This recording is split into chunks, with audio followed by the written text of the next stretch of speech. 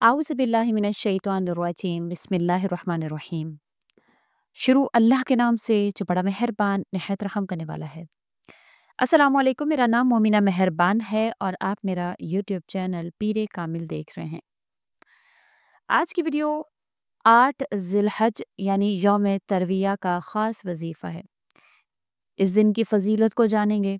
कुरान और अहादीस में अल्लाह करीम ने क्या फ़रमाया है, नबी करीम सल्लल्लाहु अलैहि वसल्लम ने क्या इसके हवाले से फ़रमाया है, इंशाअल्लाह ताला वो जानेंगे। उसके अलावा इसका ख़ास वजीफ़ा है जिसके साथ अल्लाह का वादा है, इंशाअल्लाह ताला आप इसको पढ़कर अल्लाह से जो मांगेंगे अल्लाह ताला आपको वो अता फ़रमा देंगे। बेशक इंसान की ज़िंदगी में बेशुमार दिन आते हैं, हर दिन गुज़रता है, लेकिन कुछ ख़ास दिन होते हैं जो अल्लाह को बड़े महबूब होते हैं। ये 10 दिन भी उन्हीं दिनों में से हैं और 8 ज़िलहज यौम तरविया तो एक बहुत ही ज़्यादा ख़ास दिन है। इंशाअल्लाह ताला अगर आप इसमें कोई भी अमल करते हैं अल्लाह करीम के लिए, अल्लाह की रज़ा के लिए इखलास के साथ, तो अल्लाह ताला आपको वो अमल भी कबूल फरमाते हैं और आपने जिस मकसद के लिए किया हुआ होता है अल्लाह ताला आपको वो भी हासिल करवा देते हैं। वीडियो को गौर और तवज्जो से एंड तक सुनिएगा, इंशाअल्लाह इसमें मुकम्मल मालूमात हैं, मुकम्मल आज के दिन की फ़जीलत है अहदीस और कुरान से। आपने इसको गौर और तवज्जो से सुनना है ताकि आपकी मालूमात में इजाफ़ा भी हो और अल्लाह करीम आप पर मेहरबान भी हो जाएँ। वीडियो ज़िक्र करने से पहले मैं अपने तमाम सुनने वालों से गुज़ारिश करना चाहूँगी कि अल्लाह ताला के नामों में से एक नाम कमेंट बॉक्स में लिख दें। यौम तरविया यानी कि 8 ज़िलहज। इस्लामी कैलेंडर के महीने में ज़िलहज्जा का ये 8वां दिन है जिसको यौम तरविया कहा जाता है। ये दिन हज के अहम अयाम में से पहला है और हाजी इसी दिन मक्का मुकरमा से मिना की तरफ रवाना होते हैं। इस दिन की फ़जीलत कुरान और अहदीस की रोशनी में बयान की जाती है कुछ इस तरह से कि अल्लाह ताला ने कुरान करीम में फ़रमाया वल फ़ज्र व लयालिन अश्र। सूरह फ़जर की आयत नंबर 1 ता 2 में अल्लाह ताला फ़रमाते हैं, कसम है फ़जर की और 10 दिनों की। मुफस्सिरीन के मुताबिक यहाँ 10 रातें ज़िलहज्जा की इब्तिदाई 10 दिन यानी 10 रातें हैं, जिनमें 8 ज़िलहज्जा यौम तरविया भी शामिल है। ये दिन अल्लाह ताला के यहाँ बहुत पसंदीदा दिनों में से है।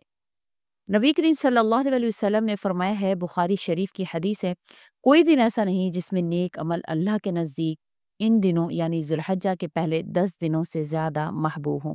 यानी अल्लाह के नज़दीक ये 10 दिन बेहद महबूब हैं। इसमें की गई इबादत, इसमें की गए आमाल, इसमें मांगी गई दुआएं आपके लिए एक सुनहरी मौका है। हज़रत जाबिर रज़ी अल्लाह तआला अन्हु की रिवायत, नबी करीम सल्लल्लाहु अलैहि वसल्लम की, आप सल्लल्लाहु अलैहि वसल्लम फरमाया, यौम तरविया को मिना में आप सल्लल्लाहु अलैहि वसल्लम ने क़याम फरमाया। हाजियों के लिए ये दिन एक नया रूहानी सफ़र शुरू करने का दिन है, लेकिन जो लोग हाजी नहीं हैं, दूर हैं, उनके लिए भी ये बड़े ख़ास दिन है। अल्लाह करीम उन पर भी इसी तरह से मेहरबान होते हैं। यौम तरविया के दिन जो अहम इबादात हुज्जाज कराम करते हैं कि वो मक्का से मिना की जानिब रवाना होते हैं, 5 नमाज़ें मिना में अदा करते हैं, ज़ोहर, असर, मगरिब, इशा और फ़जर। ज़्यादातर ज़िक्र, इस्तिग़फ़ार, तौबा और दरूद शरीफ पढ़ते हैं, कुर्बानी का इरादा करते हैं, अपने आप को पाक करते हैं, रोज़ा रखते हैं। गैर हाजियों के लिए भी रोज़ा रखना मुस्तहब है और कुछ लोग जो है वो इस दिन में 8 और 9 ज़िलहज में रोज़े का एहतमाम करते हैं, जो बड़ी ही प्यारी बात है। आप सल्लल्लाहु अलैहि वसल्लम ने फरमाया कि ये आपके पिछले साल और आने वाले साल के लिए कफ़ारा बन जाता है। अब तरविया का वैसे तो माना लुग़वी माना और है, लेकिन असल में इसको यौम तरविया किस मुनासबत से कहा गया, हज़रत इब्राहीम का एक वाक़या है।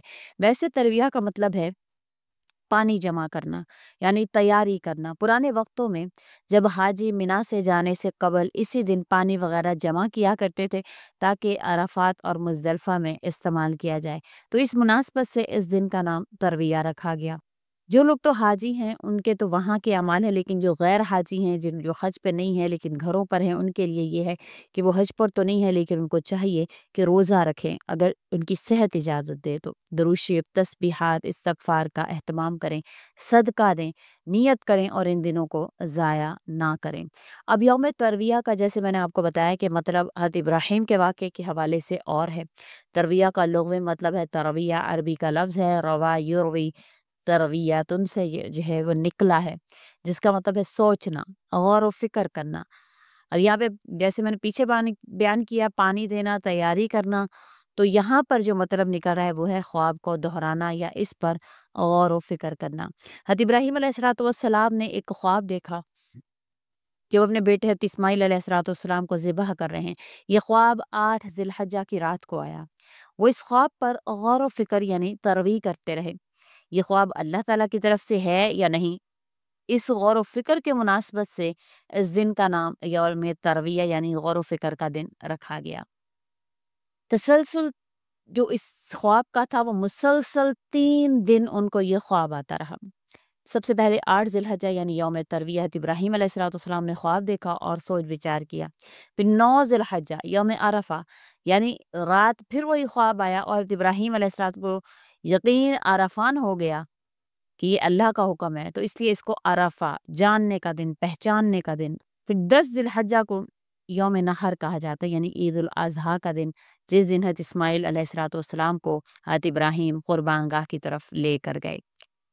تو اس دن کی ویلیو، اس دن کی اہمیت تو آپ کو پتہ چل گئی ہے، لیکن آپ اگر اس دن کی اہمیت کو اس طریقے سے جانتے ہوئے کہ یہ اللہ کے خاص دنوں میں سے دن ہے، اور کہا جاتا ہے کہ اس دن میں حضرت جبرائیل علیہ السلام اور حضرت خضر علیہ السلام منا میں میدان عرفات میں جو ہے وہ حاجیوں کے ساتھ مصافحہ فرماتے ہیں، اور جو غیر حاجی ہیں جو گھر پر ہیں ان کے لیے بھی اللہ تعالیٰ انعام و اکرام کا اہتمام کرتے ہیں۔ اصل چیز جو ہے وہ اللہ تعالیٰ کے نزدیک اخلاص ہے۔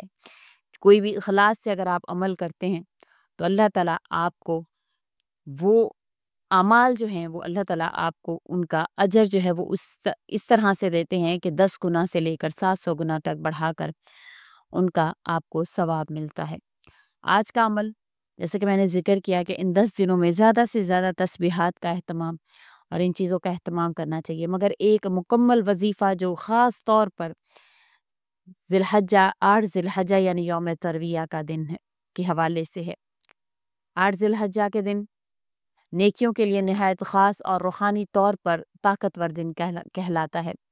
اس دن کا ایک خالص نیت کے ساتھ کیا گیا وظیفہ نہ صرف آپ کی دعاؤں کو قبولیت کے درجے تک پہنچا سکتا ہے، بلکہ آپ کو رزق میں کشادگی بلکہ ہر قسم کی پریشانی سے نجات بھی دلوا سکتا ہے۔ اگر آپ اخلاص کے ساتھ، یقین کے ساتھ اس عمل کو کریں گے تو اللہ تعالیٰ آپ کی ہر پریشانی کو انشاءاللہ دور فرما دیں گے۔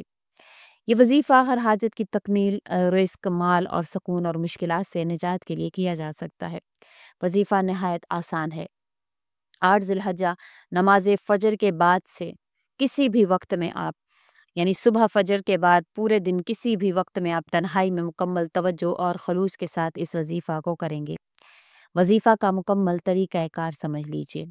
اول و آخر 11 مرتبہ آپ درود پاک یعنی درود ابراہیمی پڑھیں گے، جیسے نماز میں پڑھتے ہیں اللہم صلی علی محمد وعلی آل محمد کما صلیت علی ابراہیم وعلی آل ابراہیم انک حمید مجید، اللہم بارک علی محمد وعلی آل محمد کما بارکت علی ابراہیم وعلی آل ابراہیم انک حمید مجید۔ یہ درود پاک آپ 11 مرتبہ پڑھ لیں گے۔ پھر اس کے بعد 100 مرتبہ آپ یہ دعا پڑھیں گے، یا من تحل بہ العقد و یا من یفرج بہ الکرب یا ارحم الراحمین اغثنی ادرکنی اقضی حاجتی فإنک علی کل شیء قدیر۔ اے وہ ذات جس کے ذریعے ہر بند گرہ کھل جاتی ہے، اے وہ ذات جو ہر تکلیف کو دور کرتا ہے، اے سب سے زیادہ رحم کرنے والے میری مدد فرما، میری حاجت پوری فرما، بے شک تو ہر چیز پر قادر ہے۔ اس دعا کو آپ نے 100 مرتبہ یعنی کہ ایک تسبیح آپ نے کرنی ہے۔ پھر اس کے بعد 33 مرتبہ سورۃ الفاتحہ پڑھنی ہے۔ ہر بار اپنے دل کی حاجت کو ذہن میں رکھنا ہے۔ سورہ فاتحہ دل کی کنجی ہے، رزق کے لیے، شفا کے لیے اور ہدایت کے لیے سب سے مؤثر سورہ ہے۔ آخر میں آپ نے اللہ تعالیٰ کی یہ 3 اسماء مبارکہ 100 مرتبہ پڑھنے ہیں، یا کریمو، یا غنیو، یا مغنی، اے مہربان، اے غنی، اے رزق دینے والے۔ آخر میں دوبارہ آپ 11 مرتبہ درود ابراہیمی پڑھ لیں گے اور اللہ تعالیٰ سے اپنے دل کی حاجت دل سے مانگیں گے۔ اب اس وظیفہ میں خاص ہدایات بھی ہیں۔ یہ وظیفہ آپ کو مکمل یقین، توجہ اور عاجزی کے ساتھ کرنا ہے۔ خواتین اگر پاکی کی حالت میں نہ ہوں تو صرف اذکار اور اسماء الہی پڑھیں گی، نماز اور قرآن تلاوت نہیں کریں گی۔ اس دن صدقہ دینا بھی حاجت روائی کے لیے بہت مؤثر ہے، چاہے آپ معمولی ہی کیوں نہ دیں۔ تو ان باتوں پر عمل کرتے ہوئے اگر آپ یہ وظیفہ کریں گے تو اللہ تعالیٰ آپ کی ہر مراد، ہر آس کو انشاءاللہ پورا فرمائیں گے۔ امید کرتی ہوں آپ کو ویڈیو اچھی لگی ہوگی۔ اچھی لگی ہے تو لائک کریں، شیئر کریں اور میرے چینل کو سبسکرائب کر دیں۔ وظیفہ کی اجازت حاصل کرنا چاہتے ہیں تو کمنٹ میں اپنا نام ضرور لکھ دیں۔ اسی کے ساتھ اجازت چاہوں گی۔ اللہ حافظ۔